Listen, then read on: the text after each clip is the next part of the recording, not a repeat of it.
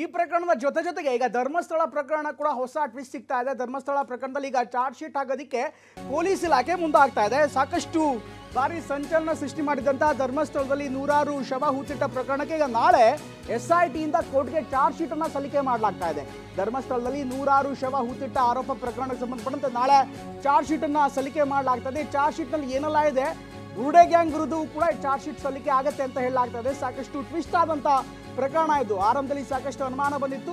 ಈ ಪ್ರಕರಣಕ್ಕೆ ಸಂಬಂಧಪಟ್ಟಂತೆ ಈಗಾಗಲೇ ತನಿಖೆ ಕೂಡ ಮಾಡಲಾಗಿದೆ. ಈಗ ಚಾರ್ಜ್ ಶೀಟ್ ಅನ್ನು ಕೂಡ ಸಲ್ಲಿಕೆ ಮಾಡಲಾಗ್ತದೆ. ಹೀಗಾಗಿ SIT ಯ ಮುಖ್ಯ ತನಿಖಾಧಿಕಾರಿಗಿಂದ ನಾಳೆ ಸಲ್ಲಿಕೆ ಮಾಡಲಾಗುತ್ತೆ ಚಾರ್ಜ್ ಶೀಟ್ ಅನ್ನ. ಜಿತೇಂದ್ರ ಕುಮಾರ್ ಈಗಾಗಲೇ ಎಲ್ಲ ಚಾರ್ಜ್ ಶೀಟ್ ವಿವರಗಳನ್ನ ತಯಾರಿ ಮಾಡಲಾಗಿದೆ ಅಂತ ಮಾಹಿತಿ ಕೂಡ ಲಭ್ಯವಾಗ್ತದೆ. ಸಹಜವಾಗಿ ನಾಳಿನ ಚಾರ್ಜ್ ಶೀಟ್ ನಲ್ಲಿ ಯಾರ್ದೆಲ್ಲ ವಿವರವಾದಂಥ ಆರೋಪ ಇರುತ್ತೆ, ಇದರ ಬಗ್ಗೆ ಇನ್ನಷ್ಟು ಕುತೂಹಲ ಸಹಜವಾಗಿ ಮೂಡಿದೆ.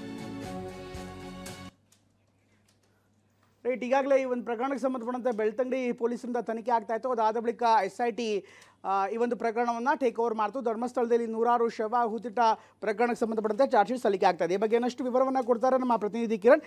ಈಗ ಚಾರ್ಜ್ ಶೀಟ್ ಬಗ್ಗೆ ಸಾಕಷ್ಟು ಕುತೂಹಲ ಇದೆ, ವಿವರ ಏನಾದ್ರು ಲಭ್ಯವಾಗ್ತಾ ಇದೆಯಾ? ಪ್ರಮುಖವಾಗಿ ಈಗಾಗಲೇ ಬುರುಡೆ ಗ್ಯಾಂಗ್ ಏನಿದೆ, ಬುರುಡೆ ಗ್ಯಾಂಗ್ ವಿರುದ್ಧವೂ ಕೂಡ ಚಾರ್ಜ್ ಶೀಟ್ ಸಲ್ಲಿಕೆ ಆಗುತ್ತಾ?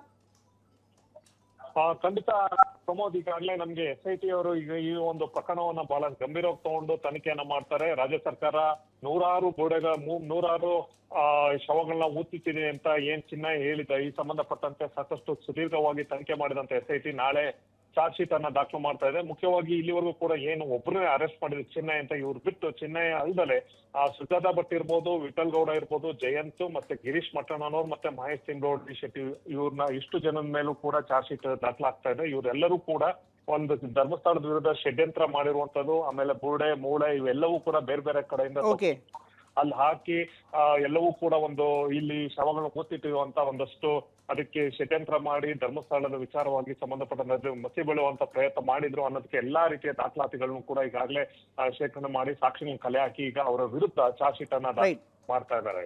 ಥ್ಯಾಂಕ್ ಯು ಕಿರಣ್ ಎಲ್ಲ ಮಾಹಿತಿಗಾಗಿ.